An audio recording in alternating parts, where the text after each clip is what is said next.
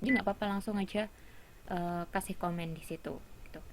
Terus ada yang tanya, jadi setiap kelompok berapa orang? Saya akan menentukan berapa orangnya nanti ada di tanggal 14, pengumuman tanggal 14 itu.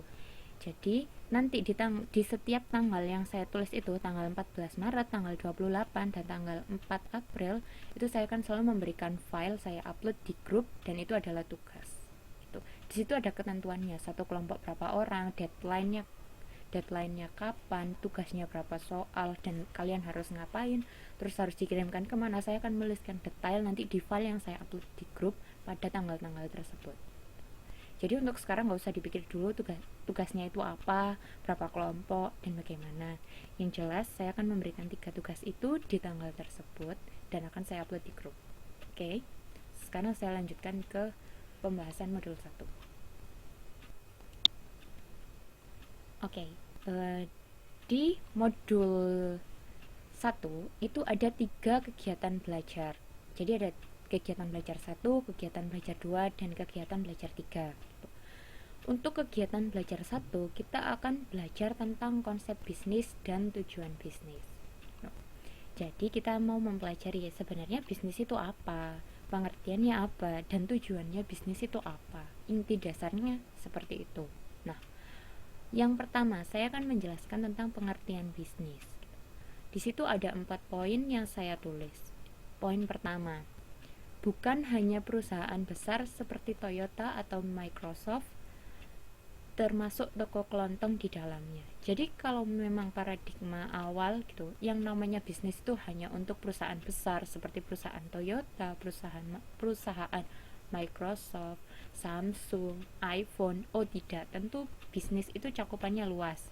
Toko kelontong di dekat rumah, 7-Eleven, atau toko kecil-kecilan, bisnis online shop itu juga termasuk ke dalam bisnis. Jadi bisnis itu sangat luas, bukan hanya perusahaan besar, termasuk di dalamnya perusahaan kecil. Nah, batasan dari bagaimana sih kok bisa disebut sebagai bisnis gitu. Asalkan mereka menjual barang atau jasa dengan tujuan mendapatkan keuntungan, itu adalah bisnis.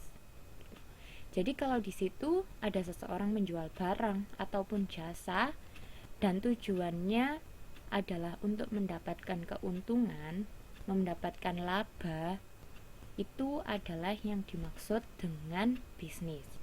Jadi sekalipun kayak tadi yang sudah saya sebutkan, toko kelontong, toko kecil-kecilan di rumah, atau misalkan bisnis online shop lewat Facebook, itu juga termasuk bisnis karena di situ ada barang dan jasa yang diperdagangkan dan tujuannya adalah untuk mendapatkan keuntungan. Tentu itu adalah bisnis. Jadi bisnis, saya tekankan lagi, bukan hanya untuk perusahaan besar seperti Toyota, Microsoft, Samsung, atau iPhone, tapi juga toko-toko kecil asalkan di situ terdapat barang atau jasa yang diperdagangkan dan ada keuntungan yang akan didapatkan. Jadi bisnis itu prosesnya komprehensif, melibatkan pertukaran uang dengan barang atau jasa dengan maksud manfaat atau keuntungan. Kan kalau kita melakukan bisnis tentu ada salah satu pihak yang harus memberikan uangnya dan ada salah satu pihak yang harus memberikan barang atau jasa. Nah, di situ kan ada pertukaran antara uang dengan barang atau jasa. Nah, itu disebut dengan bisnis. Jadi, inti pokoknya bisa dikatakan juga bahwa bisnis adalah memenuhi kebutuhan dan keinginan. Si pembeli memenuhi keinginan untuk membeli sesuatu. Sedangkan si penjual memenuhi kebutuhan dan keinginan karena mereka membutuhkan uang sehingga mereka menjual sesuatu gitu. Jadi dari sini cukup jelas saya rasa, cuma tentang pengertian bisnis itu apa dan inti pokoknya bisnis itu gimana. Yang jelas yang harus diingat adalah bisnis itu luas, bukan hanya perusahaan besar. Tuh. Oke, saya lanjutkan. Kemudian saat ini di era globalisasi, apa saja tantangan-tantangan bisnis? Tantangannya ada 4. Yang pertama, persaingan industri.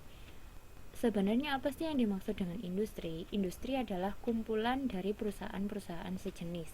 Jadi kalau misalkan saya ingin menyebut industri mobil, Berarti di dalam industri mobil terdapat banyak perusahaan-perusahaan yang memproduksi mobil. Contohnya di dalam industri mobil ada Toyota, ada BMW, ada Honda, ada Ford. Kan Toyota, Honda, Hyundai, Ford itu semua kan mobil kan, memproduksi mobil. Jadi itu yang dimaksud dengan industri mobil. Jadi sekali lagi, industri itu adalah kumpulan perusahaan sejenis gitu. Nah, apa yang dimaksud dengan persaingan industri? Tentu kan kita selalu mengalami yang namanya persaingan, apalagi kalau yang dijual barangnya sama. Kayak contohnya tadi, Honda sama Toyota, saya yakin pasti mereka selalu berkompetisi supaya mereknya bisa disukai sama banyak orang. Nah, itu yang dimaksud dengan persaingan industri. Karena sekarang persaingan industri itu semakin ketat gitu. Jadi tentu persaingan antara perusahaan-perusahaan yang menjual produk sejenis itu akan semakin tinggi. Itu tantangan pertama. Tantangan keduanya adalah kebijakan pemerintah. Yang namanya pemerintah itu berusaha untuk mengatur semua sisi rakyatnya, maka terkadang kebijakan pemerintah itu menguntungkan satu pihak dan merugikan pihak lain gitu. Contoh misalnya adalah contohnya seperti apa? Oh, misalkan gini, karena pemerintah merasa bahwa virus tertentu itu dapat dibawa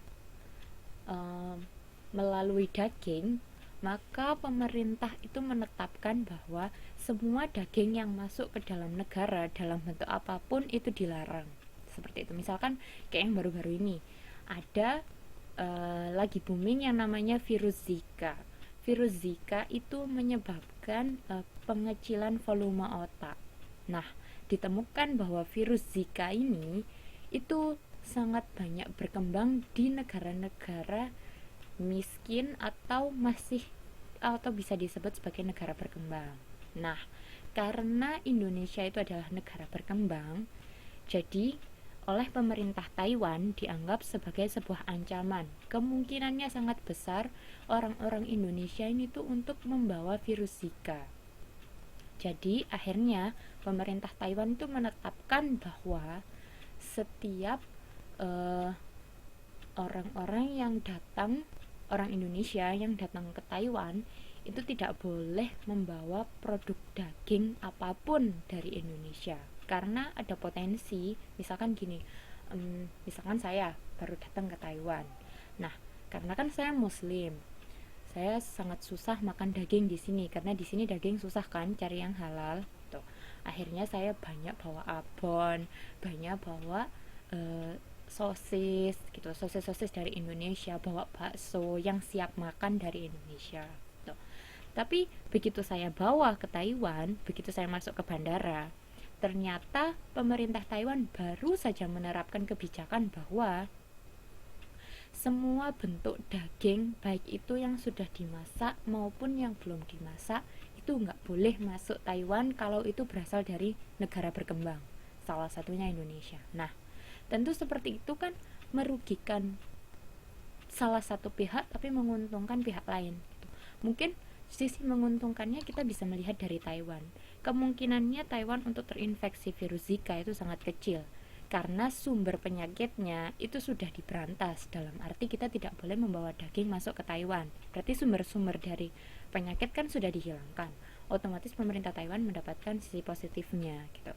Jadi kemungkinan untuk warga Taiwan terinfeksi virus Zika atau terkontaminasi virus Zika itu sangat berkurang. Tapi bagi orang-orang Indonesia seperti saya yang Muslim yang nggak bisa makan daging karena kebijakan itu, maka saya akan merasa dirugikan gitu. Sudah susah-susah bawa dari Indonesia, berat masuk ke koper, harapannya enak ya nanti di Taiwan bisa makan daging karena ini dagingnya dijamin halal. Karena kalau di Indonesia insya Allah mostly daging adalah halal, tapi begitu dibawa ke Taiwan ternyata di bandara nggak bisa masuk. Nah, itu kan merugikan saya gitu. Jadi terkadang kebijakan pemerintah itu akan merugikan salah satu pihak dan menguntungkan salah satu pihak gitu.